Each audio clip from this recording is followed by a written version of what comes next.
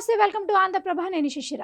Prabhas heroine అనుష్కతో Prabhas ప్రేమలో ఉన్నాడని, వీరిద్దరు త్వరలోనే పెళ్లి చేసుకోబోతున్నారంటూ అనేక వార్తలు తెర మీదకి వచ్చాయి. దీనికి తగ్గట్టు అనుష్క ప్రభాస్ రిలేషన్లో ఉన్నట్టు కనిపించింది. బాహుబలి తర్వాత అనుష్క పెద్దగా సినిమాలలో నటించడం లేదు. ప్రభాస్తో పెళ్లి కోసమే అనుష్క సినిమాలు చేయడం లేదనే పుకార్లు షికార్లు చేశాయి.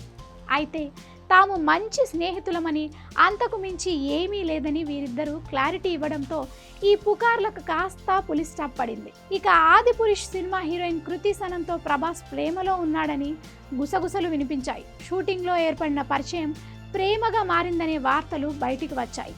ఈ వార్తలకు బలం చేకూరుస్తూ ఆదిపురుష్ తర్వాత వీరిద్దరూ క్లోజ్గా మూవ్ కావడంతో వీరి ప్రేమ నిజమే అని అనుకున్న వారంతా కృతి సనన్తో ప్రేమ వ్యవహారం గురించి ప్రభాస్ని స్వయంగా ప్రశ్నించారు బాలకృష్ణ.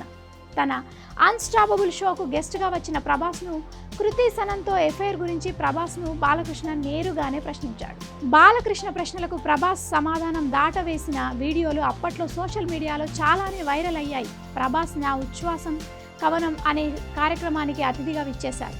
తాజాగా దీనికి సంబంధించిన ఎపిసోడ్ రిలీజ్ అయింది. ఈ సందర్భంగా ప్రభాస్ పెళ్లి గురించి ఆసక్తికర కామెంట్స్ చేశారు. సిరివెన్నెల గారు పెళ్లి గురించి రకరకాల పాటలు రాశారని, మనీ మూవీలో భద్రం బీకేర్ ఫుల్ బ్రదరు అని పాట రాశారని, ఆ పాటలో వివాహం చేసుకోవద్దని అన్నారని, కొన్ని చిత్రాల్లో పెళ్లి గురించి చాలా గొప్పగా రాశారని, మరి నేను ఇప్పుడు వివాహం చేసుకోవాలా వద్దా అంటూ ప్రభాస్ ఫన్నీగా రియాక్ట్ అయ్యారు.